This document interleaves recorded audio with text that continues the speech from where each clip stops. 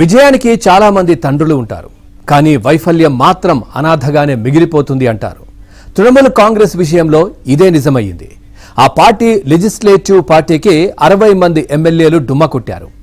ఎంపీలు సైతం పక్కచూపులు చూస్తున్నారు. మమత మేనల్లుడు లోక్సభ సభ్యుడు అభిషేక్ బెనర్జీ మరో ఎంపీపై దాడి చేసింది తృణమూల్ పార్టీని సొంత క్యాడర్నేనని తేలింది. దీంతో టీఎంసీని సొంత పార్టీ నేతలే ఫినిష్ చేసేలా ఉన్నారు.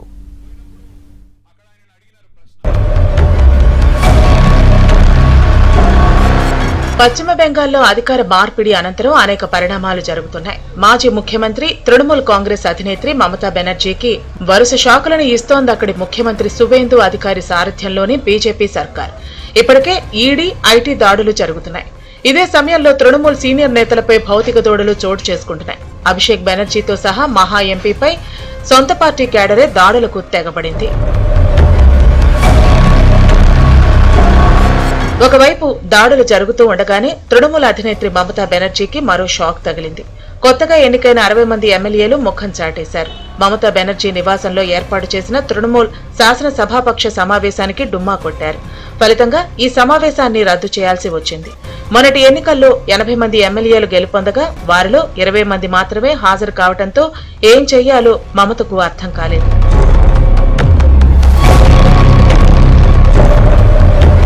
పదిహేనేళ్లుగా టీఎంసీ నేతలు, కార్యకర్తలు చేసిన అరాచకాలపై బీజేపీ సర్కారు ఉక్కుపాదం మోపుతోంది. అక్రమాలకు పాల్పడిన నేతలందరినీ వరుసగా అరెస్టు చేస్తున్నారు.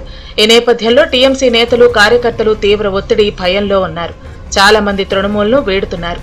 పార్టీలో కూడా అంతర్గత కలహాలు మొదలయ్యాయి. బెంగాల్ వ్యాప్తంగా 15 మున్సిపాలిటీలు, మున్సిపల్ కార్పొరేషన్లు, గ్రామ పంచాయతీల నుంచి సుమారు 127 మంది టీఎంసీ నాయకులు, కౌన్సిలర్లు రాజీనామా చేశారు. టీఎంసీ ఎమ్మెల్యే దిలీప్ మండల్ను అరెస్టు చేశారు. బసిర్హట్లోని టీఎంసీకి చెందిన మున్సిపల్ చైర్మన్ పొలాల్లో బంగారం, నగదు లభ్యమయ్యాయి. కూచ్ బెహార్లో సువేందు కాన్వాయ్పై దాడి చేసిన టీఎంసీ నేతలు తన్మోయ్ దాస్, సుబ్రత ఆచార్యలను అరెస్టు చేశారు.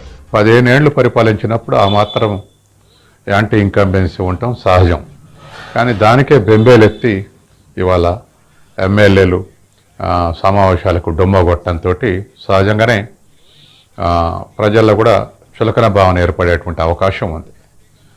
తర్వాత మరొక అవకాశం కూడా ఉంది. ఎందుకంటే మరో రాజకీయ పార్టీ అయితే ఇంత బెదిరిపోవాల్సిన పని లేదు. సెంట్రల్ గవర్నమెంట్ కూడా ఉంది.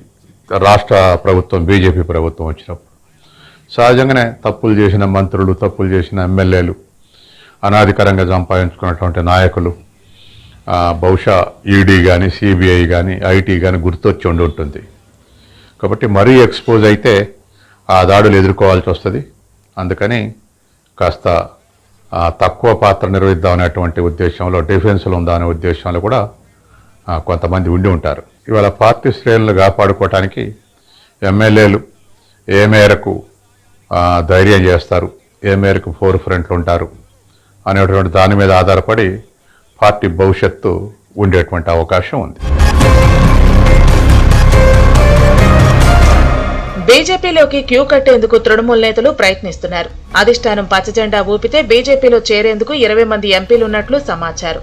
మల్దా, ముర్షిదాబాద్, దక్షిణ బెంగాల్కు చెందిన 50 మంది అసంతృప్త ఎమ్మెల్యేలతో బీజేపీ చర్చలు జరుపుతున్నట్లు సమాచారం. అభిషేక్, మమతా బెనర్జీ పర్యటిస్తున్నా తృణమూల్ క్యాడర్ వారితో నడవటం లేదు.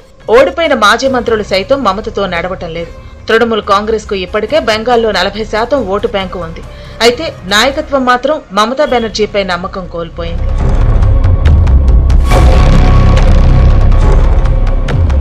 రెండు 2011లో వామపక్షాలు అధికారం కోల్పోయినప్పుడు వామపక్షాల కార్యకర్తలు సైతం తునాతునకలయ్యారు. ఆయా పార్టీల ఆఫీసులపై దాడులు జరిగాయి. అంటే బెంగాల్లో అధికారం ఉంటేనే అన్ని, లేకపోతే ఎవరూ చేరరన్నమాట. అందుకే తృణమూల్ను దెబ్బతీయడానికి ఎవరూ అవసరం లేదు. ఆ పార్టీ కేడరే చాలు.